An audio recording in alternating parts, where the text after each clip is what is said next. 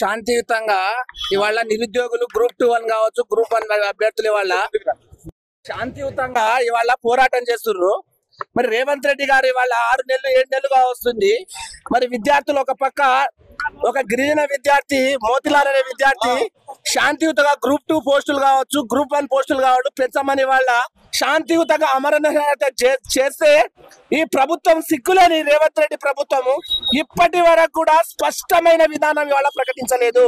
ఇవాళ అధికారంలో రాకముందు రేవంత్ రెడ్డి గారు ఇవాళ ఉస్మానియా యూనివర్సిటీ విద్యార్థి అనేక సందర్భంలోనే నిరుద్యోగ చేసి నడుతున్నప్పుడు ఈ రేవంత్ రెడ్డి గారు మా విద్యార్థులకు నిరుద్యోగులకు ఉపయోగించుకొని ఇవాళ అధికారంలో రావడం జరిగింది. మరి కాంగ్రెస్ పార్టీ ఏం చెప్పింది?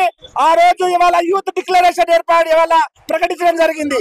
ఇవాళ మెగా డిఎస్సి అన్నారు. 25,000 ఉద్యోగాలు ఇవాళ మెగా డిఎస్ తో ప్రకటిస్తామని రాష్ట్ర ప్రభుత్వము ఎందుకు ఈ మెగా డిఎస్సి ప్రకటిస్తలేరు? కోమటిరెడ్డి అంటాడు ఇవాళ మేము మెగా డిఎస్సి ప్రకటిస్తామంటాడు.